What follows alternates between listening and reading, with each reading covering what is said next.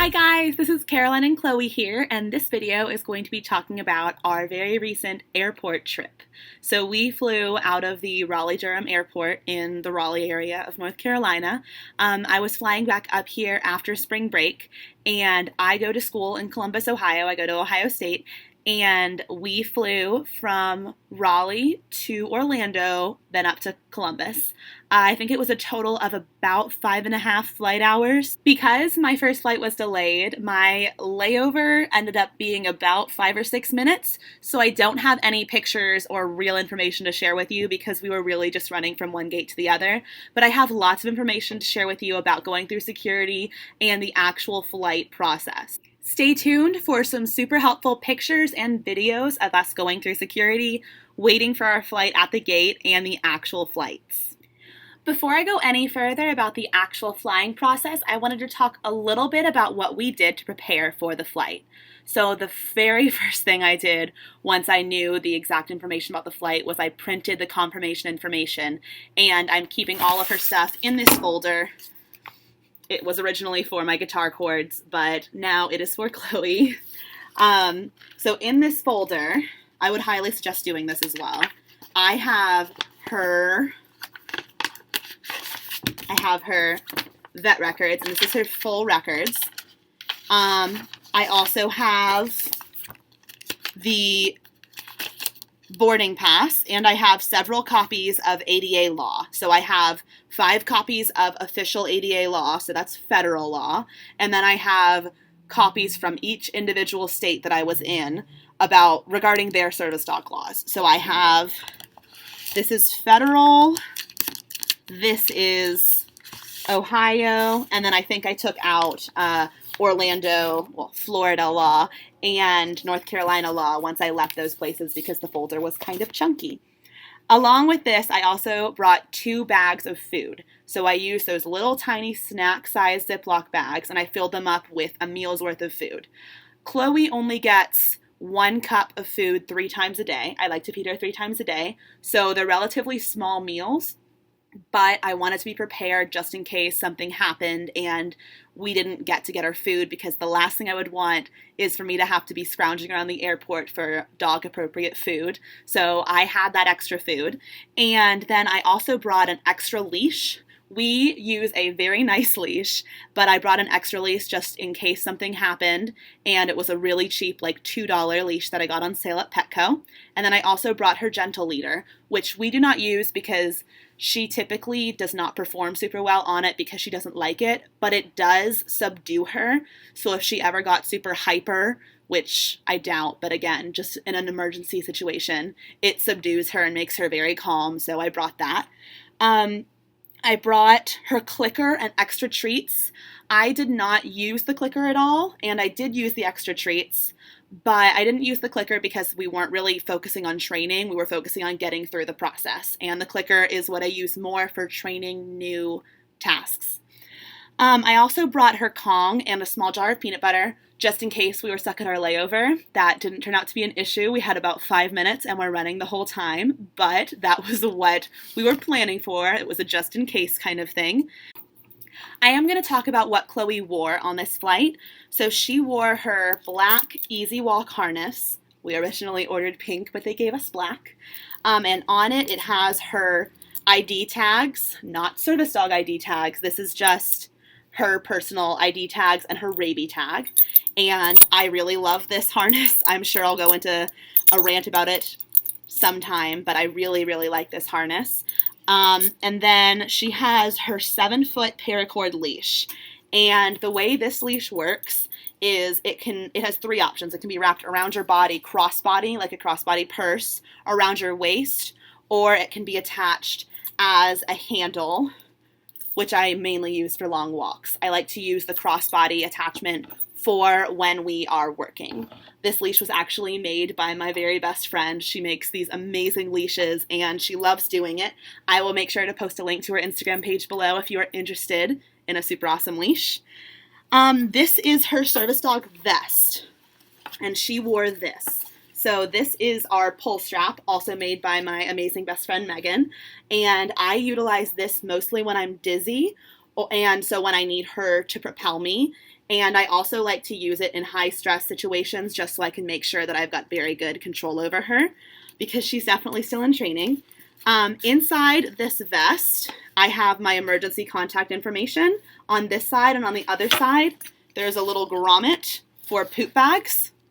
So we were very set as far as poop bags go. I also did bring my treat pouch, which I don't know where it is right now, but I showed it in a previous video. It clips to my waist, and that's pretty much what we were wearing when we walked into the airport. Before even booking your flight, I would recommend going into your airline's website and finding what their rules are for service animals requiring documentation.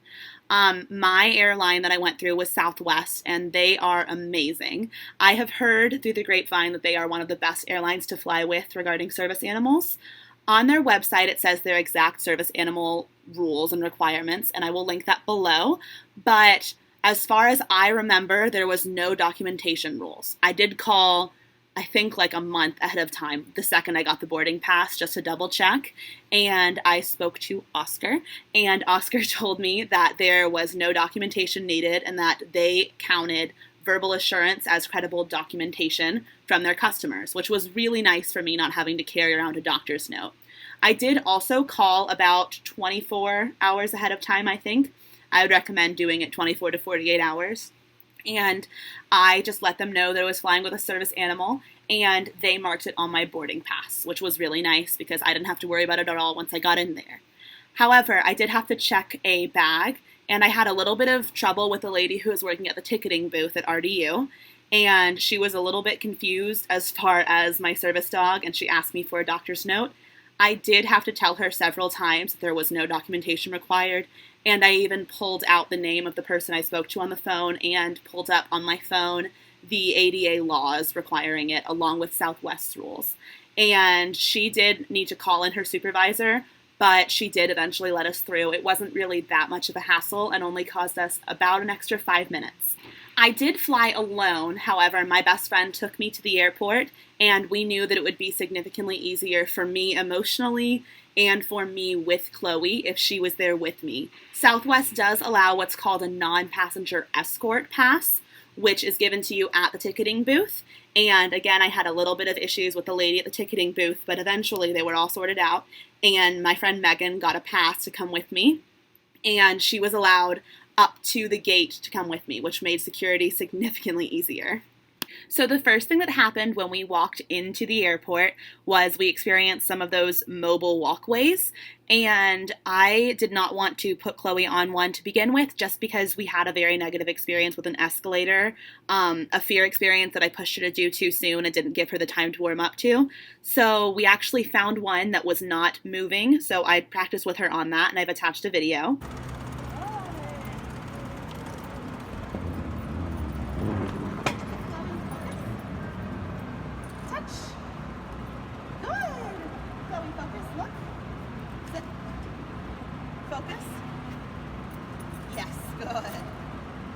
The next thing we experienced was security, and going through security, we did not manage to get any videos just because it was a very quick process. I was super anxious about it, and we wanted to get as much done as quickly as possible. So we didn't get any videos. I'm super sorry about that, but I feel like I can accurately explain what happened without any videos. This picture is of me and Chloe waiting in line to go through security.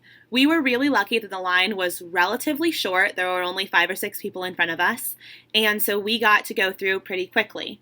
I requested a pat down from the TSA officer, and he gave me kind of a weird look.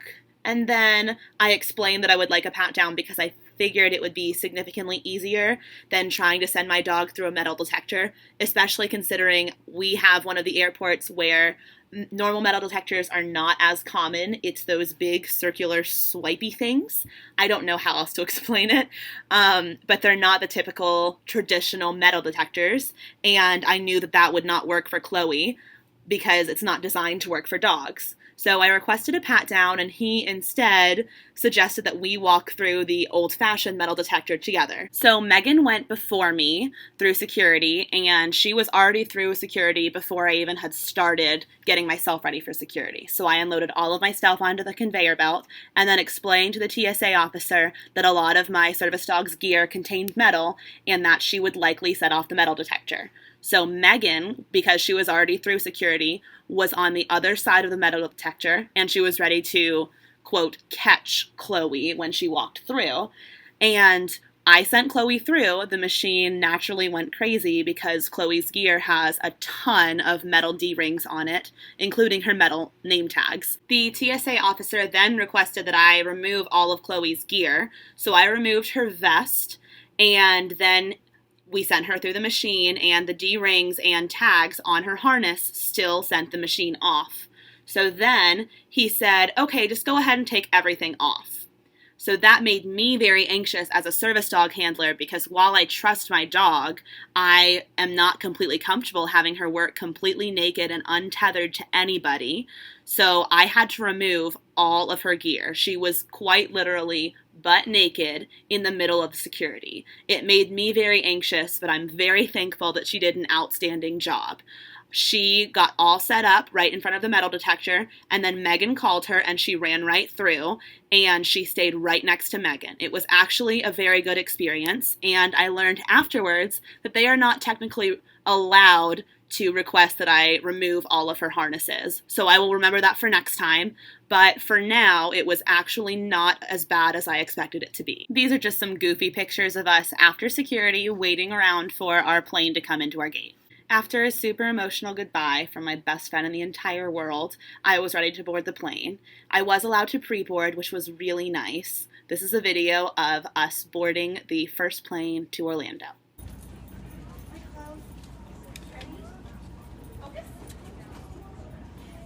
After doing some research to figure out where the best place to sit was, I decided to sit in bulkhead, which is the very first row of the plane.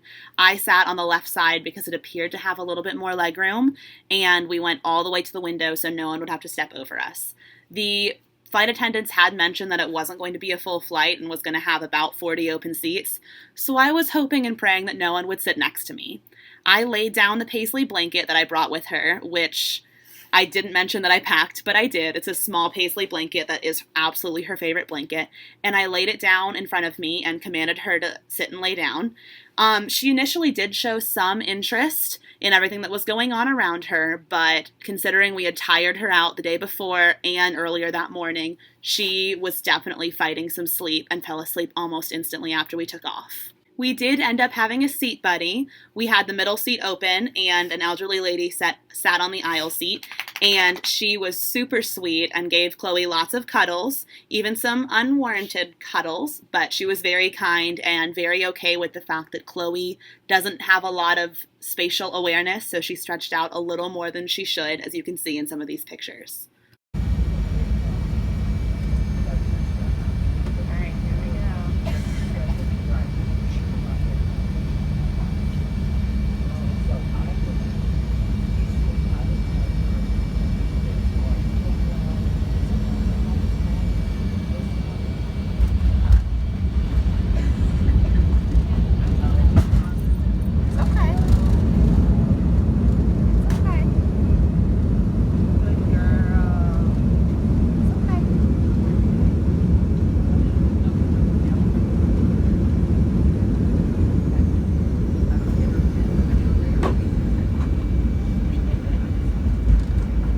That's my girl. You did so well.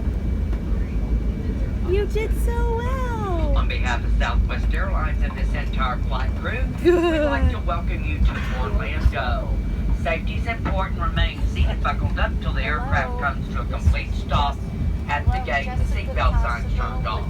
Once it's turned off, Tell by the outside weather, it's a little bit yucky and bumpy out there, so please make sure your seatbelts are securely fastened. Thank you and enjoy your flight.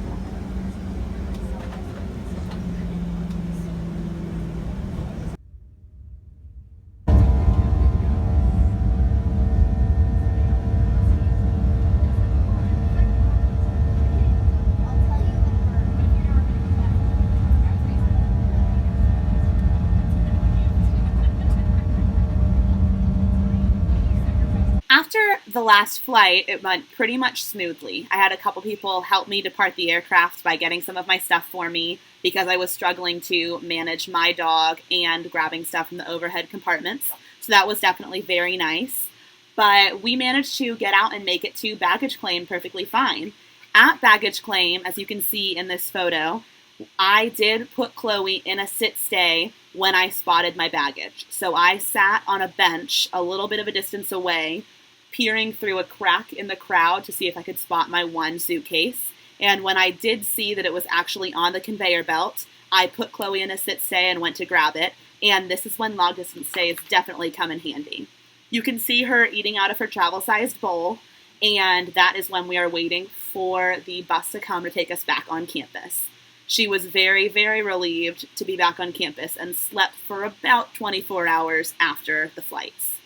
So that's about it for our flight experience.